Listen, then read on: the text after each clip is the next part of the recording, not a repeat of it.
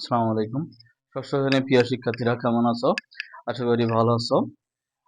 Genius টিচিংয়ের পক্ষ থেকে আমি তোমাদের স্বাগত জানাই, মোহাম্মদ সিকান্দার। আজকে আমি তোমাদের গুরুত্বপূর্ণ ম্যাথের মধ্যে একটা চ্যাপ্টার আলোচনা চলতেছে। প্রথম পার্ট, দ্বিতীয় পার্ট এবং তৃতীয় পার্ট করব। আশা করি প্রথম থেকে শেষ পর্যন্ত দেখলে অনেক কিছু বুঝতে পারবা। তোমাদের যেহেতু তোমরা ছোট বাচ্চা, তাহলে তোমাদের জন্য ভেঙে ভেঙে বোঝাবো একেবারে প্রাইভেটের মতো। আশা করি প্রথম থেকে শেষ পর্যন্ত ভিডিওগুলো দেখলে তোমাদের আমার ভিডিওর মধ্যে সবগুলো অঙ্ক দেওয়া আছে, পার্ট পার্ট দেখে নিবা ইনশাল্লাহ। তো যদি কোনো সমস্যা হয় আমাকে মেসেজ দিবা, আমি তোমাদের মেসেজ দিয়ে এই অনুযায়ী ভিডিও তৈরি করবো। গণিত বইয়ের মধ্যে একবারে খুঁটিনাটি বিষয়গুলো আমরা গণিত মেন বইয়ের প্রশ্নগুলো সবগুলো আমরা সলভ করব। তাহলে আজকে পঞ্চম অধ্যায়ের তৃতীয় পার্ট আজকে শুরু করব। দেখো, ষষ্ঠ শ্রেণী আমাদের 17, 18 আর একটা সৃজনশীল আছে, এটা আজকে করে দেব। তো কি বলছে, একটি কলমের দাম যত টাকা তা থেকে 2 টাকা কম হলে দাম হতো 10 টাকা। কম হলে কলমটির দাম কত, মানে কলম এটার দাম যা, তার থেকে যদি 2 টাকা কম হয় তাহলে 10 টাকা হয়, তাহলে কম কম দাম কত?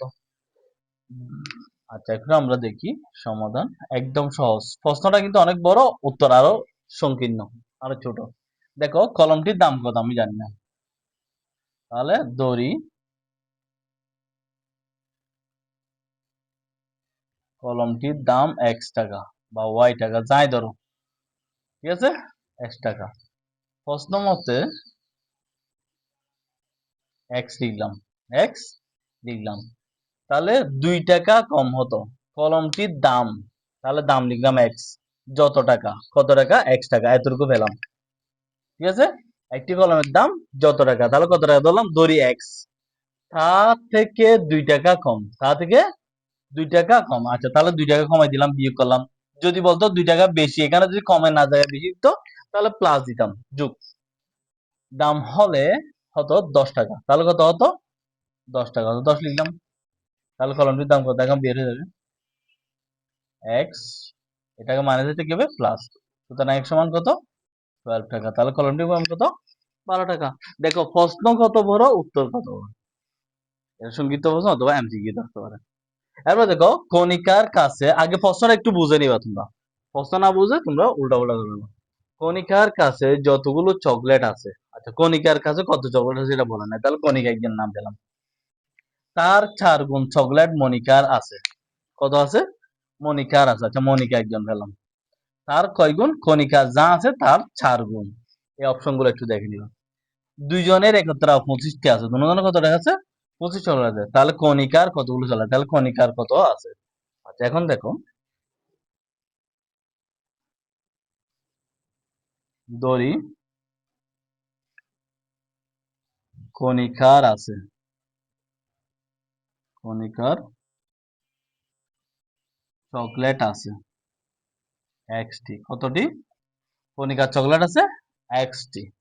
আচ্ছা, কণিকার যত চকলেট আছে, তাহলে তার 4 গুণ, তার থেকে আরো 4 গুণ বেশি চকলেট মনিকার আছে, সুতরাং মনিকার কতটি থাকবে, সুতরাং মনিকার চকলেট আছে কত, এর 6 গুণ, তাহলে 4 ইন্টু এক্স, তাহলে কত হয়, 4x। বুঝতে পারছো? তাহলে এখন কণিকার আছে এক্সটি, মনিকার আছে এর 6 গুণ 4x। তাহলে এখানে একটা অংশ, এখানে একটা অংশ, এটা কণিকার এটা মনিকার, দুটোটা যোগ করব, দুটোটা একত্রে যোগ করলে 25টা হবে। প্রশ্ন মতে এক্স কণিকার, 4x হচ্ছে মনিকার, দুজনেরটা একত্রে মানে যোগ, একত্রে মানে কি, একসাথে করলে 25টা হবে, কতটা হবে, 25টা। তাহলে কত, 5x,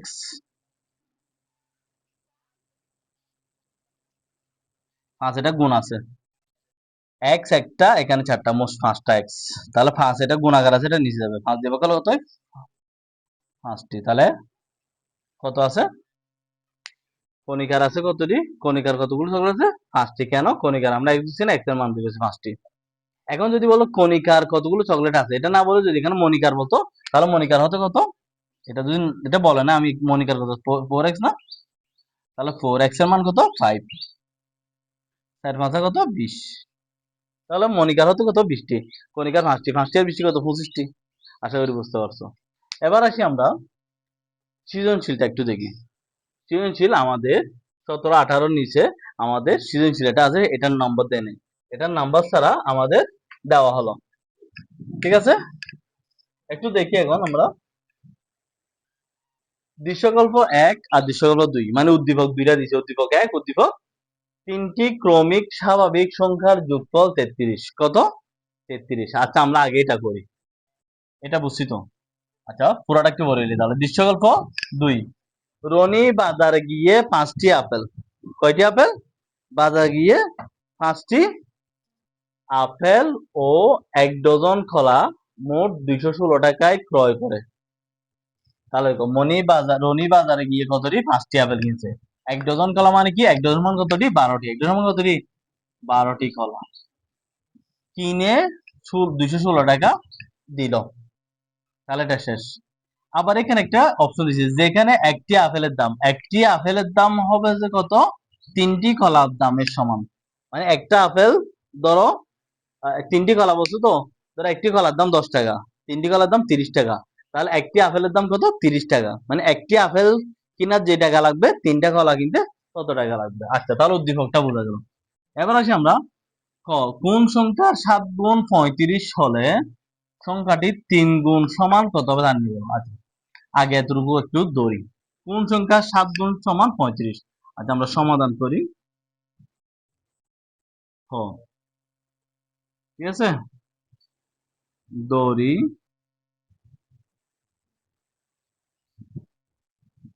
সংখ্যাটি x, তাহলে সংখ্যাটি 7 গুণ, সুতরাং সংখ্যাটি 7 গুণ সমান কত হবে? 7 ইন্টু এক্স, 7x। তাহলে এখন আসি প্রশ্ন মতে 7x সংখ্যাটি 7 গুণ সমান 25 হবে, তাহলে 7 গুণ কত? 7x। সংখ্যাটি জানি না কোন সংখ্যা? x, x এ 7 গুণ 7x, 7x সমান কত? 35, 35। 7টা নিচে গেল, 7টা কি হলো? নিচে গেল। কেন? এটা গুণাকার আছে, এটা ভাগ করবে, 7 দিয়ে এটা ভাগ করলে কত হয়? 5 7 35, x সমান কত? 5। এখন দেখো সংখ্যাটি 3 গুণ সমান কত হবে? তাহলে সুতরাং সংখ্যাটি 3 গুণ মানে কত? কোন সংখ্যা বলে নাই, তাহলে সংখ্যাটির মান বের করেছি 5, সুতরাং সংখ্যাটি 3 গুণ।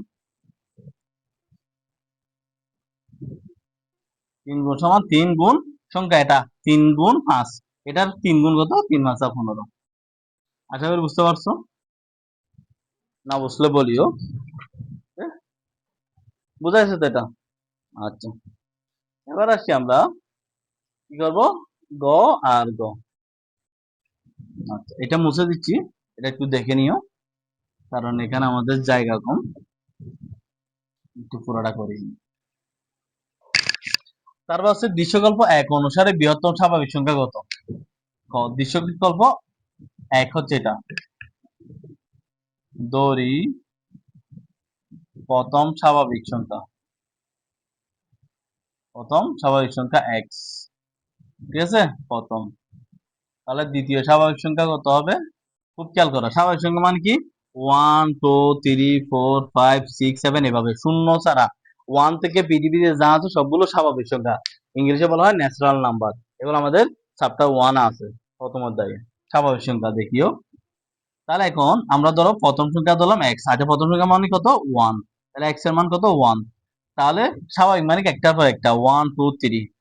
এখন দ্বিতীয় সংখ্যা কত ধরবো? x plus 1। কেন? x এর মান 1 প্লাস 1, তাহলে 1 1 কত হয়? 2। x এর মান 1 1 1 কত? 2, তাহলে x প্লাস 1। তৃতীয় সংখ্যা কত ধরবো? x plus 2। কেন? x এর মান কত? 1 2, কত হয়? 3 আর 2 কত? 2 আর 1 কত হয়? 3। তাহলে তৃতীয় সংখ্যা কত? 3টি বলছে না? 3টি স্বাভাবিক সংখ্যা কত? x plus 2।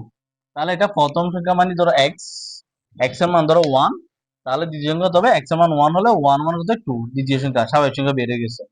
তৃতীয় সংখ্যা x এর মান যদি 1 হয়, তারপর এখানে 1 এর সাথে 2 যোগ করলে 3 হয়, তাহলে 1 2 3 স্বাভাবিক সংখ্যা। এরকম তিনটা স্বাভাবিক সংখ্যা মানে কি একটা একটার পরে তিনটা যোগ করলে কত হবে? 33 হবে। তাহলে তিনটা সংখ্যা কত আমরা জানি না, সেজন্য x x plus 1 x plus 2 ধরলাম। তাহলে x x plus 1 x plus 2 কেন ধরছি বুঝছো? আচ্ছা এবার আসি আমরা এগুলো হচ্ছে রাফ বোঝার জন্য। প্রশ্ন মতে x, x plus one, x plus two, এই তিনোটা যোগ করলে কত হবে? 33 হবে। এক্স একটা, দুইটা, তিনটা, তাহলে কয়টা হলো? 3x। One plus two, one আর টু কত হয়? 3x। এটাকে প্লাস, এটা বসালাম, প্লাসটা কি হবে? মাইনাস। 33 থেকে 3 গেলে কত হয়? 30। 3 এটা গুণাকার আছে, 3 গুণ x, তাহলে 3টা নিচে যাবে, 3 দিয়ে ভাগ করলে কত হয়? 10। সুতরাং x সমান কত? 10। x সমান কত? 10। তাহলে প্রথম সংখ্যা কত? খুব খেয়াল করো, প্রথম সংখ্যা কত? x সমান 10। তাহলে দ্বিতীয় সংখ্যা কত হবে? 10 এর আগে কত? 11। 10 এর আগে কত? 11। তাহলে x সমান কত? 10। 10 এর 2 কত? 12। তাহলে 10, 11, 12, 13, তিনটা যোগ করলে কত হয়? 33। এটা দেখাতে হবে না, এটা যদি আমি দেখাচ্ছি। তাহলে তিনটা যোগ করলে কত হবে? 33। তো এখানে আমাকে হচ্ছে দ্বিতীয় সংখ্যা বৃহত্তর সংখ্যা কত? তাহলে বৃহত্তর মানে কত? বড়। ছোট বলা নাই, ছোট হচ্ছে x, x এর মান 10। তাহলে বৃহত্তম সংখ্যা মানে কি? এটা 10, 11, 12। সুতরাং বৃহত্তম সংখ্যা ছোট করে আমরা লিখি একটু। বৃহত্তম সংখ্যা লিখবে যে, একটু লিখে দিও, x প্লাস টু, x এর মান 10, 10 এর দিয়ে কত হয়? 12। শেষ এতটুকু। বুঝতে পারছো? আচ্ছা, এরপরে দেখো, দৃশ্যকল্প 2 অনুসারে একটি আপেলের দাম কত? এটা থেকে এখন একটি আপেলের মান বের করতে হবে। একটি আপেলের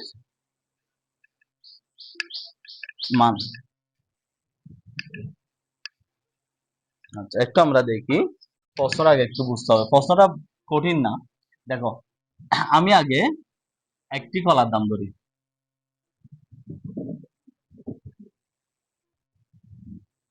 একটি কলার দাম x টাকা। তাহলে 1 ডজন বলছে না? 1 ডজন বা 12টি, 12টি কলার দাম কত? 12 গুণ x, তাহলে কত হয়? 12x, 12x টাকা।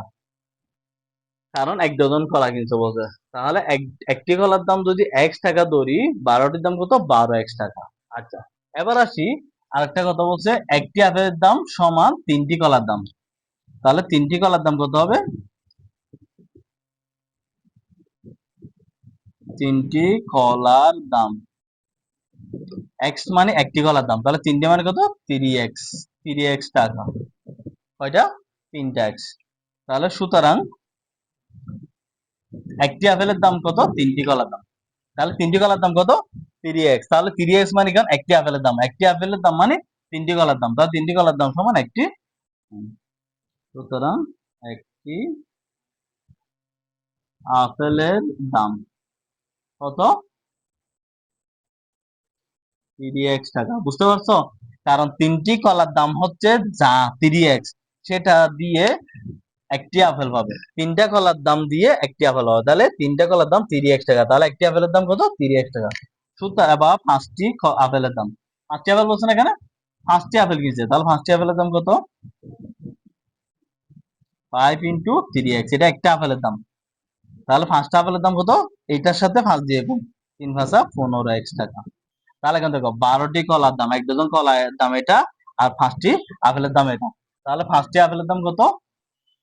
15x টাকা। 1 ডজন কলার দাম কত? 12x টাকা। কত টাকা? 12x। তাহলে 15x 5টি আপেল, 1 ডজন কলার দাম 12x। 12x আর 15x, এই দুটোটা যোগ করে যা হবে তা হচ্ছে 216। তাহলে প্রশ্ন মতে 12x 15x সমান কত হয়? 216। বুঝতে পারছো? এটা হচ্ছে কলার দাম, এটা আপেলের দাম, দুটোটা যোগ করে তো কি 216 টাকা দিছে। তাহলে কত হয় এখানে? 2 7। ঠিক আছে। আচ্ছা আচ্ছা, এক্স। তাহলে এখন 216 27, 27 দিয়ে আমরা ভাগ করি, কত হয়? 5, 27 দিয়ে একটু ভাগ করো, 216, 7 7 49, 7 2 14। আচ্ছা, আমরা 8 বাদ দিই, 7 8 কত হয়? 56, 8 2 16, 16 5 কত? 8 টাকা। কত টাকা? 8 টাকা। তাহলে আমাকে কি বলছে? একটি আপেলের দাম কত? তাহলে এখন এক সমান কত পেলাম আমরা? 8 টাকা। এক সমান কত? 8 টাকা। 7 দিয়ে 200 লোকে ভাগ করলে তো 8 টাকা। তাহলে এখন 8 টাকা। তাহলে একটি কলার দাম কত? আচ্ছা, আমার থেকে বলছে একটি আপেলের দাম। তাহলে একটি আপেলের দাম কত? 3x না? সুতরাং একটি আপেলের দাম 3x। তাহলে 3 ইন্টু x এর মান কত? 8। 3 কত হয়? 24 টাকা। তাহলে একটি আপেলের দাম 24 টাকা। আশা করি বুঝতে পারছো। তাহলে আমাদের 17, 18 আর একটা সিরিজ করা হলো পার্ট 3 তে, আর পার্ট 4 এর মধ্যে আমরা সবগুলো শেষ করে দেবো ইনশাল্লাহ। তাহলে এই পার্ট 1, 2, 3, 4 একসাথে তোমরা ষষ্ঠ শ্রেণীর সবগুলো পেয়ে যাবা পঞ্চম অধ্যায়ের। ভালো থাকিও।